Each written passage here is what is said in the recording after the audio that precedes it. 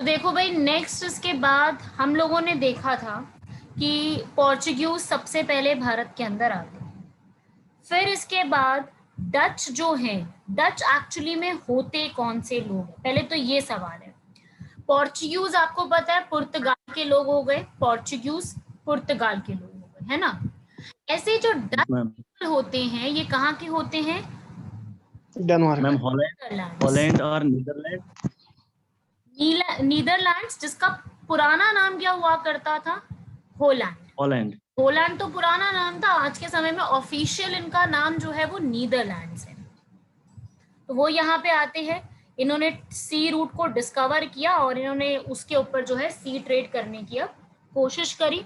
और जो नीदरलैंड्स की कंपनी है वहां पे परमिशन मिली इनको डच गवर्नमेंट में कि अब वो जो है भाई यहाँ पर इंडिया में आके जो ईस्ट इंडिया है उसमें आकर के ट्रेड कर सकते हैं। तो सबसे पहले डच की ईस्ट इंडिया कंपनी जो है वो 1602, वो यहाँ पे 1602 में आते हैं, लेकिन पहली फैक्ट्री वो मसूलीपट्टनम आंध्र प्रदेश 1605 में फॉर्म करते। ये स्टेटमेंट ना देखो एग्जाम में कई बार आ चुकी है। पहली फैक्ट्री जो है वो डच की कहाँ एस्टैब्लिश थी, यूपीएससी क्वेश्चन पुट अप कर चुकी है।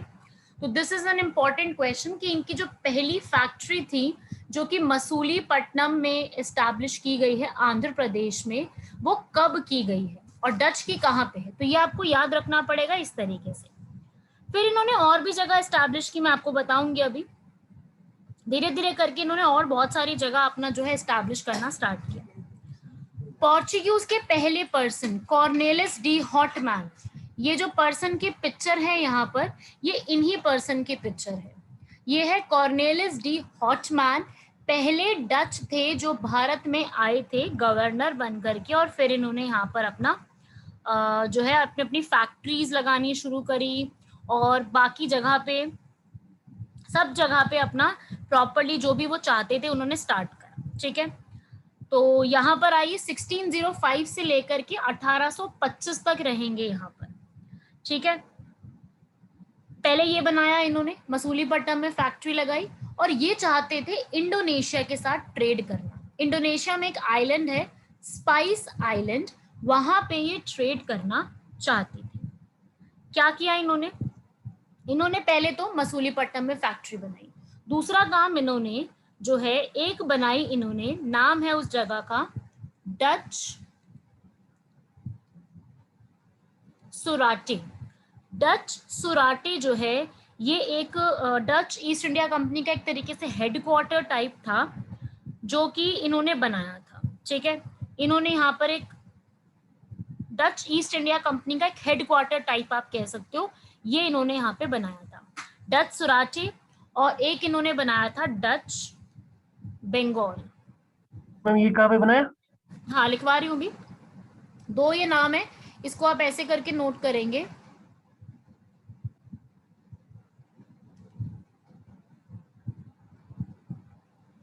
डच सुराटे जो ये चीज है ये क्या है एक्चुअली में, ये सुराटे या सिरोटे कहते हैं, ये एक डच ईस्ट इंडिया कंपनी का एक हेड ऑफिस कह लो, वो उस तरीके से था। कब से कब तक? 1616 से लेकर के 1795 तक ये था इनका मेन हेडक्वार्टर डच सुराचे के नाम से। कहाँ इनकी मेन फैक्ट्री कहाँ पे थी? वो थी सूरत के अंदर, गुजरात में। ठीक है, और सूरत जो था वो मुगल एम्पायर के लिए काफी ज्यादा इंपॉर्टेंट था। ठीक है, ये यहाँ पर जो है इनका ट्रेड यहाँ पे चल रहा था। ठीक है, इन्होंने अपना एक लोगो वगैरह बनाया, काफी कुछ इन्होंने ट्रेड वगैरह करने शुरू किए थे इसके जरिए। फिर इन्होंने यहाँ पर एक बनाई डच बंगाल। डच बंगाल इन्होंने एक और जो है डच ईस्ट इंडिया कंपनी का ये तो ईस्ट में हो गया ना, है ना, सूरत, सॉरी वेस्ट में हो गया ये। ऐसे इनको एक ईस्ट में भी चाहिए था बंगाल, इन्होंने वहां पर एक डायरेक्टरेट करके बनाया जहां पे कंपनी का सारा पैसा पड़ा होता था। ठीक है, वो सारी चीजें इनको यहाँ पर इन्होंने रखी। यहाँ पर याद रखना ये 2 पॉइंट्स इनके। फिर इन्होंने यहाँ पर क्या किया, कुछ टाइम बाद इन्होंने सिलोन को कैप्चर कर लिया।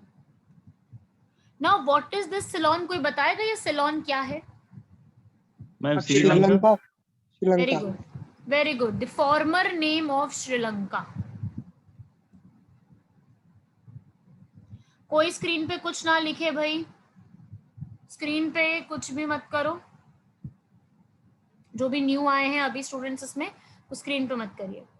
तो फॉर्मर नेम है श्रीलंका का, पुराना नाम है सिलोन। इन्होंने सिलोन को कैप्चर करा किससे? पोर्चुगीज से। पोर्चुगीज से 1656 में इन्होंने सिलोन को कैप्चर कर लिया।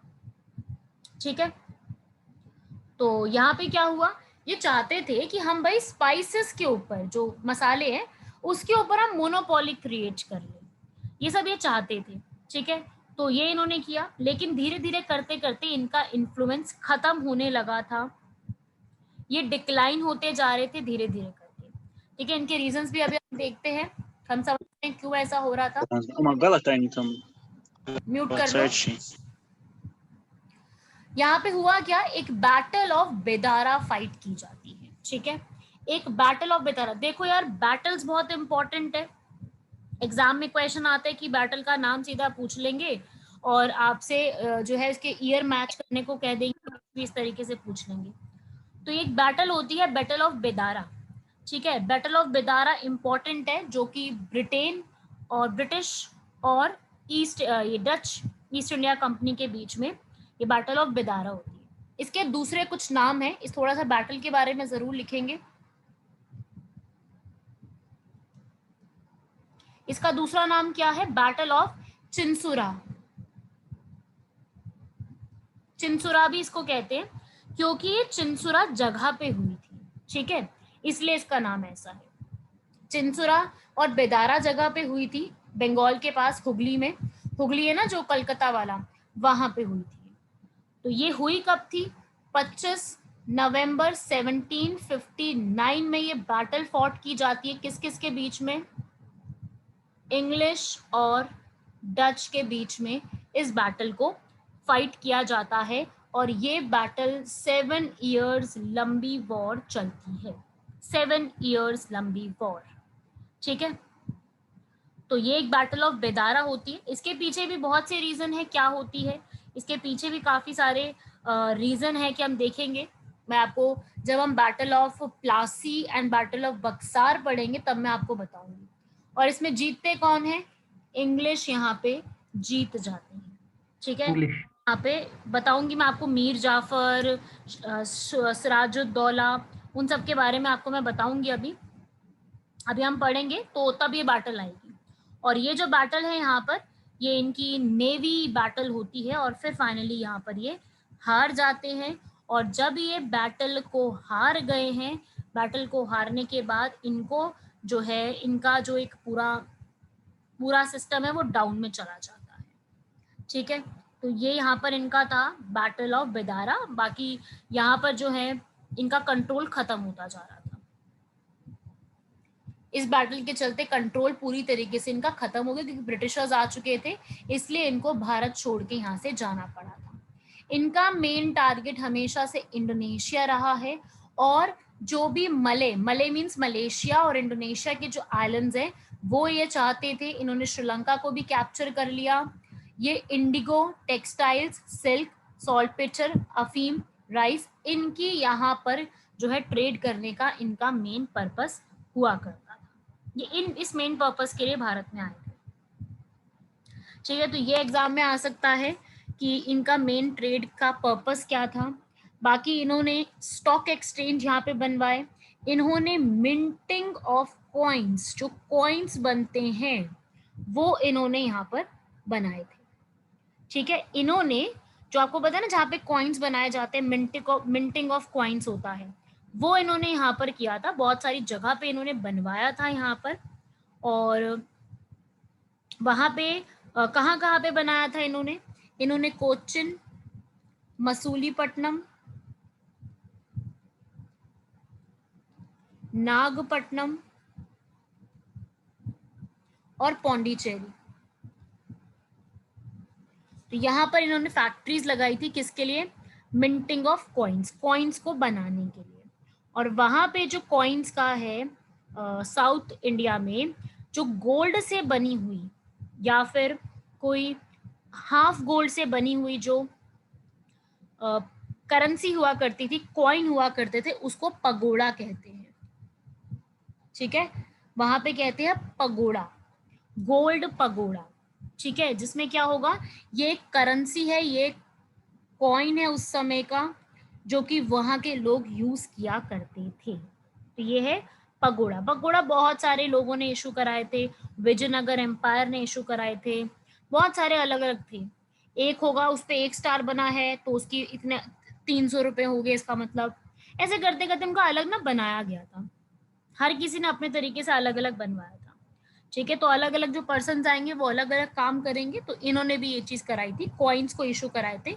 एक कॉइन होगा वो गोल्ड से बना हुआ होगा, उस पे एक स्टार है, 2 स्टार है, या कुछ भी ऐसा बना है, तो उसकी वैल्यू अलग अलग हो जाएगी। तो उस समय का ये चीज हुआ करती थी पगोड़ास के नाम से। ये आज के समय में भी है, काफी फेमस इसको बोला जाता है।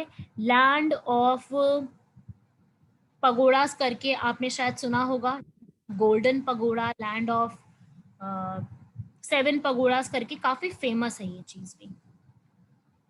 तो ये पगोड़ा जो है वहां पे फेमस इस चीज को कहा जाता है। ठीक है, वैसे लैंड ऑफ गोल्डन पगोड़ा किसको बोला जाता है वर्ल्ड के अंदर?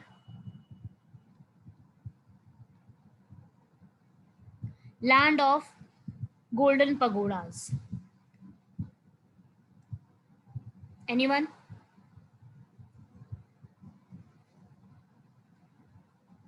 Ma'am Myanmar. Yes, Myanmar. यहाँ पे जो है वो उसको म्यांमार को कहा जाता है लैंड ऑफ गोल्डन पगोड़ास, बिकॉज यहाँ पे पगोड़ास जो हैं, ये यहाँ पर बहुत सारे टेम्पल्स बने हुए हैं। बुद्धिस्ट टेम्पल, यहाँ पे मल्टीपल बुद्धिस्ट टेम्पल आपको देखने को मिलेंगे, इसलिए इसको पगोड़ास कहा जाता है। ठीक है, बहुत बड़े बड़े टावर्स की फॉर्म में जो है यहाँ पे बने हुए हैं टेम्पल्स, इसलिए उसको पगोड़ा कहा जाता है। ठीक है, land of golden pagoda. Okay, so ये आपको याद रखना है इस तरीके से कि जो डच थे, ये भारत में जब आते हैं तो इनके क्या क्या फैक्चुअल डिटेल्स थी, कौन सा इनका एक गवर्नर था, ये नाम भी आपको लिखवाया था मैंने, वो याद रखना। उसके अलावा इन लोगों ने, जो ये डच है,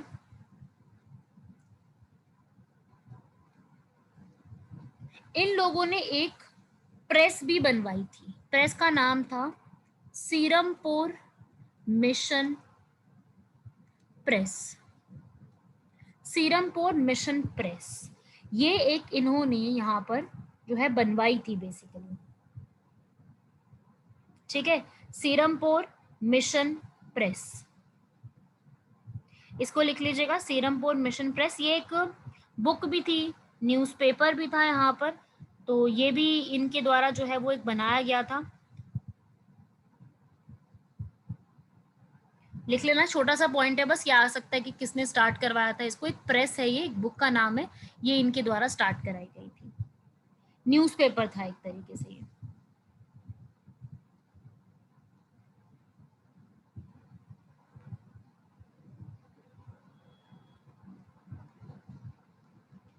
अब इसके बाद आगे बढ़ते हैं।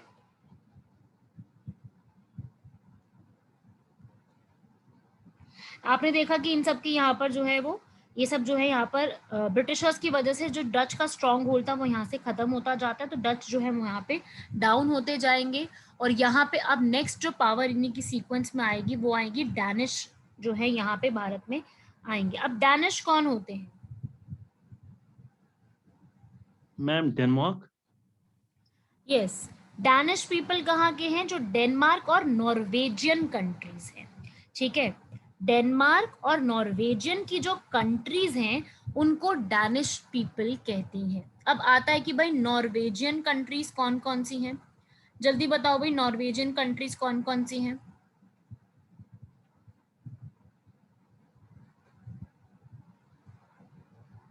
Ma'am Norway, Finland. हाँ, नॉर्वे, फिनलैंड,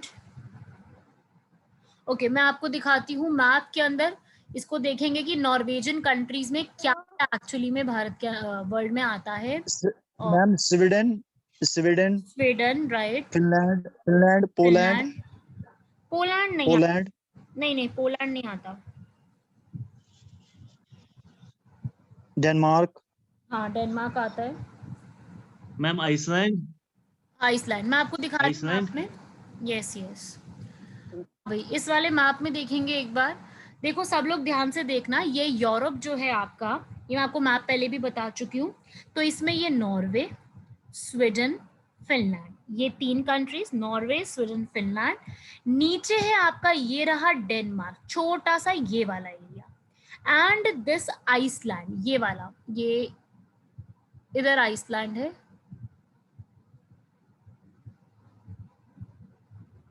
ये वाला है। मैम मैप को थोड़ा जूम कीजिए।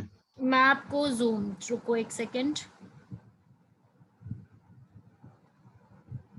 हाँ भाई अब देखेंगे सब लोग, अब आपको क्लियर हो जाएगा इधर। ये देखोगे भाई, इसके अंदर यहाँ पे ये नॉर्वे, स्वीडन और फिनलैंड। मेरी बात पहले ध्यान से सुनना सब लोग। अगर मैं बात करती हूँ सिर्फ नॉर्वे, स्वीडन और फिनलैंड की, सिर्फ इन 3 कंट्रीज की बात करती हूँ, तो इनको हम कहते हैं स्कैंडिनेवियन कंट्रीज, ठीक है।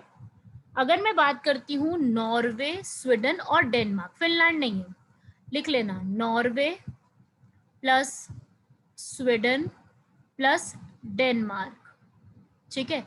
इन 3 कंट्रीज को मैं मिला दूं तो इन तीनों को हम क्या कहते हैं, स्कैंडिनेवियन कंट्रीज, स्कैंडिनेवियन कंट्रीज। कोई बताएगा क्यों? क्यों इनका नाम स्कैंडिनेवियन है? क्योंकि यहाँ पे एक माउंटेन्स प्रेजेंट है जिनका नाम है स्कैंडिनेवियन माउंटेन्स, ठीक है। तो इसीलिए इनको क्या बोला जाता है, इनको बोलते हैं स्कैंडिनेवियन कंट्रीज।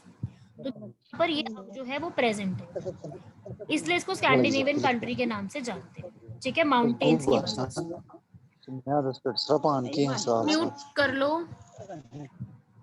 फिर इसके बाद भाई आप क्या करें, अब इसके अंदर, इस पूरे 3 के अंदर, नॉर्वे, स्वीडन, डेनमार्क में 2 कंट्रीज और ऐड कर दो। सिर्फ 2 कंट्रीज ऐड करनी है। कौन कौन सी, जो अभी मैंने आपको यहाँ पे बताई भी है। आपको इसके अंदर ऐड करनी है 2 कंट्रीज, एक तो फिनलैंड ये वाली, और एक आपको ऐड करनी है इसके अंदर ये आइसलैंड। तो जब इनको ऐड कर दोगे तब मिला करके इन 5 कंट्रीज, मतलब Norway, Sweden, Finland, Iceland, Denmark, तब ये बन जाती है नॉर्वेजियन कंट्रीज, ठीक है। साथ में और भी है, ग्रीनलैंड को भी कभी इस पे इंक्लूड कर देते हैं, बहुत सारे छोटे छोटे से आइलैंड्स हैं उनको भी इंक्लूड कर देते हैं, ठीक है ना। क्लियर हो गया ना। तो ये नॉर्वेजियन कंट्रीज है यहाँ वाले ग्रुप में, ये 3 याद देख रहे हो।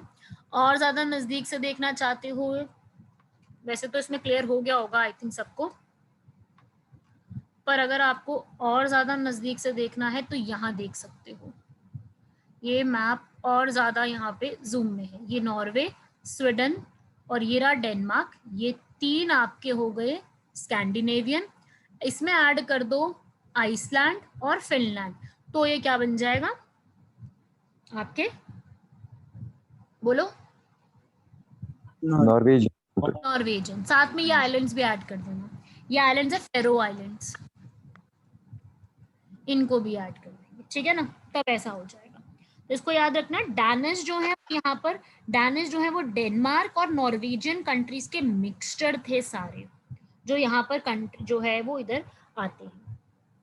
चलिए अब इनका देखते हैं, इनको कंप्लीट करते हैं। अब डैनिश को समझते हैं। तो यहाँ पर डैनिश जो है वो इस रीजन के अंदर आते हैं भाई। डैनिश अपनी ईस्ट इंडिया कंपनी को लेकर के भारत में आते हैं। इनको चार्टर मिलता है अपना किंग से लेकर के, चार्टर जो है वो यहाँ पर आते हैं, ठीक है। तो भारत के अंदर तो ये काफी देर बाद आते हैं। डैनिश की ईस्ट इंडिया कंपनी और स्वीडन की ईस्ट इंडिया कंपनी, वो यहाँ पे दोनों ही एक साथ आते हैं। तो ये लोग जो है अपने हेडक्वार्टर्स को सीरमपुर, हुगली में शिफ्ट करते हैं। पहली बार एक ट्रैंक्यूबार, नागपट्टनम जो है वहां पर सबसे पहली बार इनकी जो है वो यहाँ पे 16 है ये, ठीक है, ये यहाँ पर 16 है, 60 नहीं है वो। डैनिश आते हैं 16 में और अपनी पहली बार ये ट्रैंक्यूबार जो है उस जगह पे अपनी सेटलमेंट ये बनाते। ट्रैंक्यूबार जो जगह है जो कि तमिलनाडु के अंदर है, नागपट्टनम।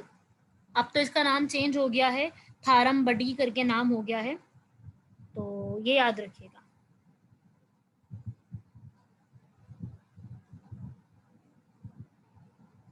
ठीक है भाई, ये आते हैं और ये सब बेसिकली क्या करना चाहते थे, ये यहाँ पे चाहते थे कि हम मिशनरीज एक्टिविटीज इंक्रीज करें। हम भारत में आकर के मिशनरीज एक्टिविटीज, जैसे कि आपका भारत के अंदर आप क्या कर सकते हो, जैसे आप क्रिश्चियनिटी को प्रमोट करना, इन चीजों को करने के लिए बेसिकली यहाँ पर आते हैं, ये चीजें करना यहाँ पर चाहते थे। ठीक है, तो इन्होंने यहाँ पर जो है, फिर बाद में तो ये लोग ज्यादा टाइम पीरियड तक रह नहीं पाए, क्योंकि इनको अपनी सारा कुछ जो है वो किसको देना पड़ गया था, ब्रिटिशर्स को देना पड़ गया था, इसलिए इनको यहाँ पर से फिर जाना पड़ गया। एट दी एंड इनको यहाँ से सब कुछ छोड़ के जाना पड़ा, क्योंकि बहुत सारे अटैक इनके ऊपर भी हो रहे थे, इनकी बाहर यूरोप के अंदर भी इनके ऊपर यहाँ पे अटैक हो रहा था, जिसकी वजह से इनको यहाँ से सब कुछ छोड़ के जो है वो जाना पड़ा। Nagapattinam which state, Tamil Nadu, TN लिखा ना, TN is the Tamil Nadu, Tamil Nadu में ही यहाँ पर ये आए थे। तो डैनिश के बारे में आपको ज्यादा चीजें याद नहीं रखनी, बिकॉज ये सबसे लीस्ट इम्पॉर्टेंट है आपके एग्जाम के लिए। ठीक है, सबसे ज्यादा क्वेश्चन जो आते हैं वो ब्रिटिशर्स और पोर्चुगीज से पूछे जाते हैं। ठीक है, सबसे ज्यादा जो क्वेश्चन आते हैं, पहली बार इन्होंने फैक्ट्री का लगाई थी, ये जरूर पूछा जा सकता है। इनके हेडक्वार्टर्स कहाँ पे थे, ये जरूर आपसे पूछा जा सकता है कि इनके हेडक्वार्टर्स कहाँ पे बनाए गए थे। तो याद रखना कि जो है इन्होंने अपने कुछ ट्रीटीज वगैरह भी साइन की थी, बट फाइनली यहाँ पर इन्होंने जो है अपनी सारी जो भी इनके डच के पोजेशन से जितना भी इनके पास था, वो सारी चीजें इन्होंने ब्रिटिश ईस्ट इंडिया कंपनी को यहाँ पे दे दी थी। ठीक है, तो ये आपको इस तरीके से इनका याद रखना है, क्योंकि यहाँ पर जो है वॉर स्टार्ट हो गए थे, इसलिए इनको सारी चीजें यहाँ पर देना पड़ा था ब्रिटिशर्स को, और यहाँ से इनको जाना पड़ गया था। एंड फिर फाइनली यहाँ पर एंट्री किसकी होती है, ब्रिटिशर्स की, जो हमें एक्चुअली में पढ़ना है, जो हमारे लिए मोस्ट इम्पॉर्टेंट है। पूरी मॉडर्न हिस्ट्री का बेस ही यही है कि इंग्लिश जो है भारत में वो कब आए थे, कैसे आए थे, इनका क्या था, कहाँ पे फैक्ट्री लगाई इन्होंने, ठीक है, किस तरीके से आए थे भारत में, पूरा चीजें इनके बारे में अब पढ़ना है। ये बहुत ज्यादा ही इम्पोर्टेंट है कि ये जब आए थे तब क्या क्या होने लगा था। तो देखो भाई, सबसे पहले इनके बारे में मैं आपको ऑलरेडी थोड़ा बहुत तो बता चुकी हूँ, अब इनको देख लेते हैं।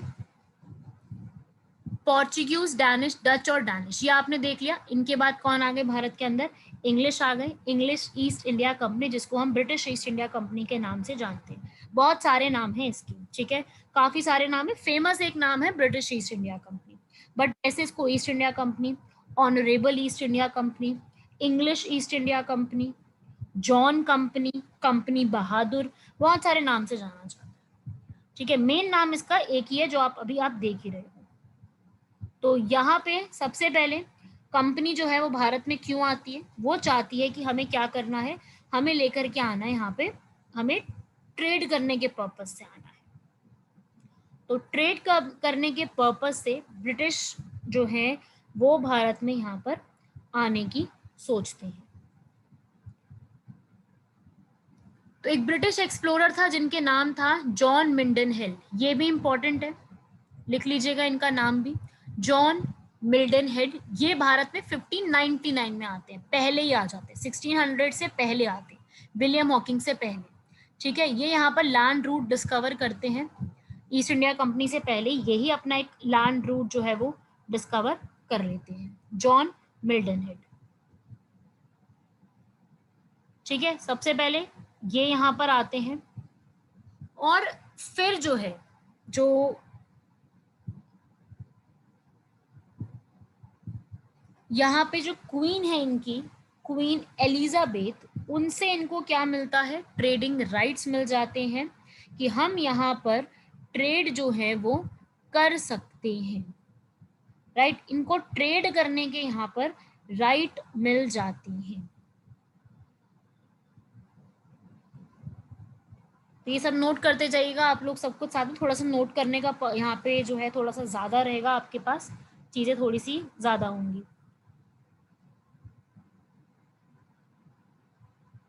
राइट। तो यहाँ पर एलिजाबेथ जो है उनसे इनको इस चीज के राइट्स मिल जाते हैं कि इन्होंने पर, एलिजाबेथ इसमें दो थे, ये फर्स्ट वाली है। हाँ ये फर्स्ट वाली है जी। तो बेसिकली यहाँ पर एक एक्चुअली में एक ना एक बहुत बड़ा एक ग्रुप आता है, इससे पहले इन सब से पहले बता रही हूँ, एक बहुत बड़ा ग्रुप था मर्चेंट एडवेंचर्स करके, ठीक है। तो वो जो है ना बड़ा सक्सेसफुल होता है, उनकी कंपनी बड़ी सक्सेसफुल हो जाती है, मर्चेंट एडवेंचर्स करके कंपनी होती है। उनकी स्टोरी बहुत पॉपुलर होती है, उनका बहुत ज़्यादा जो है वो पता लगता है कि बहुत ही वो सक्सेसफुल रहे हैं। तो उससे इंस्पायर होकर के ना एक ईस्ट इंडिया कंपनी बना दी जाती है, नाम उसका ईस्ट इंडिया कंपनी रखते हैं। और ये ईस्ट इंडिया कंपनी पहुंचती है क्वीन एलिजाबेथ फर्स्ट के पास, ठीक है। हमें जो है वो राइट्स चाहिए जाने के लिए वहां पर, तो ये उनसे राइट ले लेते हैं, एक रॉयल चार्टर पे ये राइट्स ले लेते हैं, ठीक है। और क्वीन खुद भी ईस्ट इंडिया कंपनी में प्रॉपरली शेयर होल्डर होती हैं, ठीक है। तो यहाँ पर जो है ईस्ट इंडिया कंपनी के जो पहले पर्सन है यहाँ पर विलियम हॉकिंस, इनके बारे में आपको बताया था। ये अपने शिप हेक्टर के अंदर भारत में कदम रखते हैं, 1609 में भारत आते हैं, ठीक है। ईस्ट इंडिया कंपनी अपने कैप्टन को भेजते हैं, ये कैप्टन थे, कैप्टन विलियम हॉकिंस। किसके पास भेजते हैं? जहांगीर के पास परमिशन लेने के लिए, ताकि वो सूरत में अलग अलग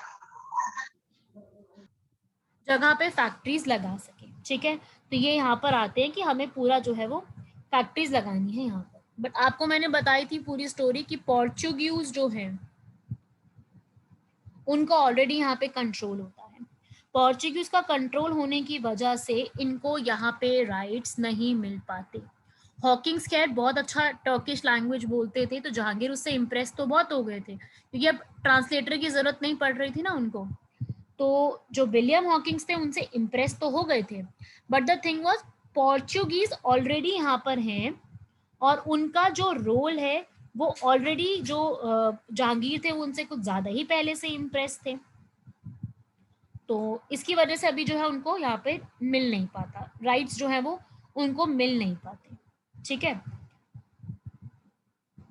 तो जो कैप्टन हॉकिंग्स थे वो मिलते जहांगीर से हैं, बड़ा खुश होते हैं, आपस में बहुत अच्छे से उनकी बात होती, गिफ्ट्स लेकर के जाते हैं वो इनके लिए। और जहांगीर हॉकिंग्स को क्या कहते हैं? इंग्लिश खान, ठीक है। Jahangir gave the title of English Khan to Hawkins, लिख लेना ये वाली, ठीक है। मतलब वो इतना था इंग्लिश खान, ये जो हॉकिंग्स है, कि वो जहांगीर को पूरा मना पाए थे कि फैक्ट्री लगानी है, बट द थिंग वाज कि यहाँ पर पोर्चुगीज के इफेक्ट में आके वो ये चीज नहीं कर पाते, ठीक है।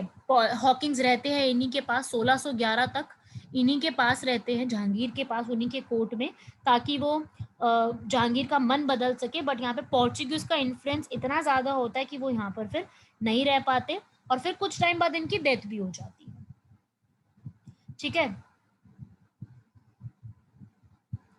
ये भी याद रखिएगा इनके बारे में, सर विलियम हॉकिंग्स इनको कहा जाता है, कैप्टन विलियम हॉकिंग्स। तो इनके बारे में ये सारी इन्फॉर्मेशन, की शिप का नाम जरूर याद रखना है, हेक्टर, मैंने आपको बताया था, हेक्टर शिप इनकी याद रखनी है, ठीक है। तो सारी मैम एक्सक्यूज मी, ये सेलर था ना उस शिप का, हेक्टर शिप का? हाँ कैप्टन यही थे विलियम हॉकिंग्स।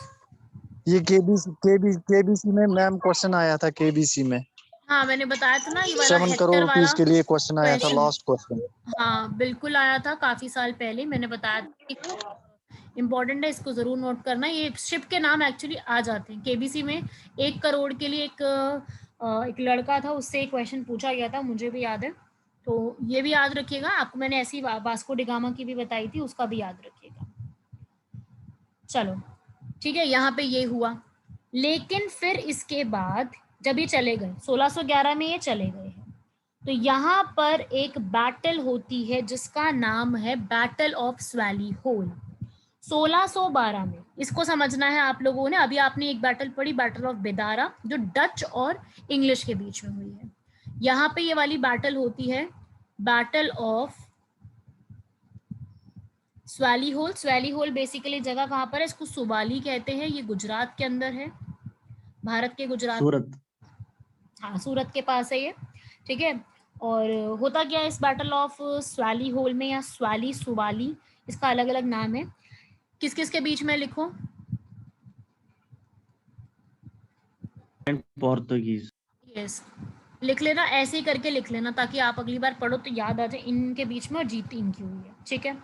यहाँ पे क्या होता है, यहाँ पर जो है English East India company basically जो वेसल्स होती हैं, गैलन्स और वेसल्स होती हैं, ठीक है, गैलन्स एंड वेसल्स।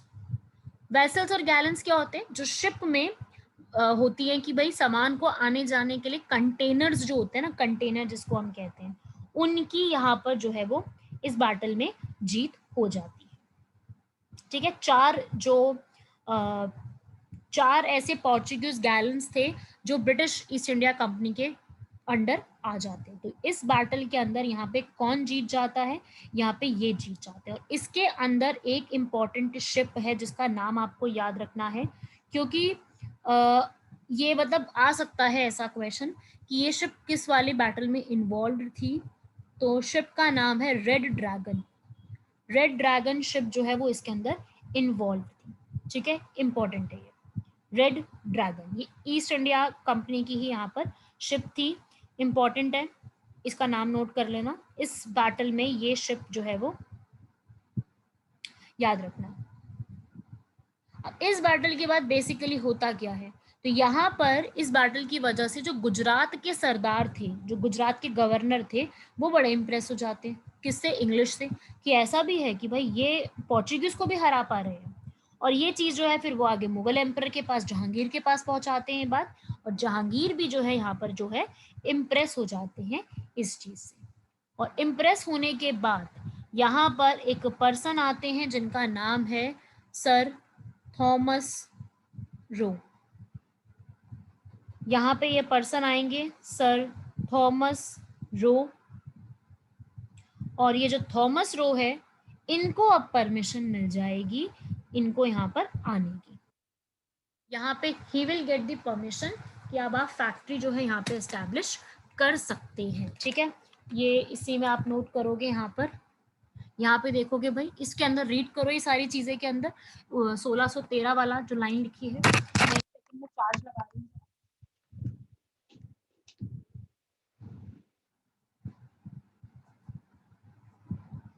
हाँ करेंगे इसको, सब लोग इसको देखेंगे।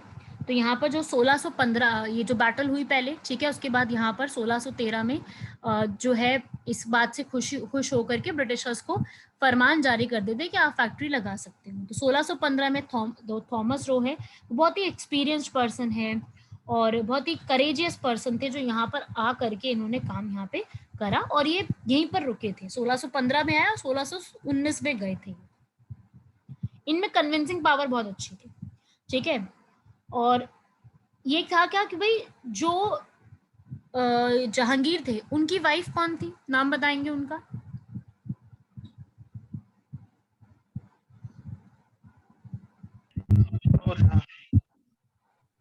बोलो भाई। नूर जहां, सुना है ना सबने नाम? हाँ मैम। नूर जहां, जो इनकी वाइफ थी नूर जहां, और इनके बेटे का नाम क्या था जहांगीर के? शाहजहां। हाँ, शाहजहां का नाम शाहजहां पड़ा जब वो गद्दी पे आए थे, थ्रोन पे। एक्चुअली में उनका नाम क्या था? Prince Khurram, right, Prince Khurram. तो प्रिंस खुर्रम जो थे, यार म्यूट कर लो, मुझे मेरी आवाज बिल्कुल नहीं पसंद, मैं अपनी आवाज नहीं सुनना चाहूंगी, तो आप लोग म्यूट रखो। तो नूरजहां और प्रिंस खुर्रम जो है उन्होंने अपोज किया था इस चीज के लिए कि ब्रिटिशर्स को परमिशन नहीं देनी चाहिए, बट फिर भी उनको यहाँ पर परमिशन मिल गई थी। जो उनकी वाइफ और इनके बेटे थे उनको उन्होंने अपोज किया था, बट फिर भी यहाँ पर जो है इनको परमिशन मिल गई थी यहाँ पर, और फिर इन्होंने अपनी फैक्ट्री जो है सूरत में यहाँ पर लगाई थी। ऑफिशियल जो एक होती है ना प्रॉपर, वो इन्होंने यहाँ पे सूरत में फिर एस्टैब्लिश कर ली थी परमानेंट तरीके से, फरमान जारी करके। फरमान इनको मिल गया था और फिर यहाँ पर जो है इसमें ये सब इन्होंने याद रखिएगा। सर थॉमस रो जो है, इनकी बुक के ऊपर भी क्वेश्चन आ सकता है, what was the name of the book of sir Thomas रो, क्योंकि जितने भी लोग यहाँ पे आते थे ना, वो कोई ना कोई बुक जरूर लिख के जाते थे। तो इनकी बुक थी वही journal of mission to Mughal empire. ये सर थॉमस रो ने बुक लिखी थी, और इस बुक के अंदर इन्होंने अपने बारे में बताया था कि किस तरीके से यहाँ पर जो है किस तरीके से मीटिंग हुई थी, क्या क्या हुआ। जो हम आज के समय में पढ़ रहे हैं वो चीजें हमें इसी में देखने को मिलती हैं। तो ये इन पर्सन का याद रखिएगा, सर थॉमस रो के बारे में। ये आए थे और इन्होंने क्या क्या किया था, और फिर इनको यहाँ पर पूरा एक चार्टर वार्टर मिल गया था, और इन्होंने पूरी तरीके से फैक्ट्री यहाँ पर एस्टैब्लिश करवा ली थी। ठीक है, तो इनकी बुक यहाँ पे याद रखना। और फिर यहाँ पे ब्रिटिशर्स जो है वो धीरे धीरे अब बढ़ने लगे थे। जो ब्रिटिशर्स है, आपको पता है कि इनका एक्सपेंशन एकदम नहीं हुआ कि एक दिन में ये लोगों ने सब कुछ कर लिया, बिल्कुल नहीं। इन्होंने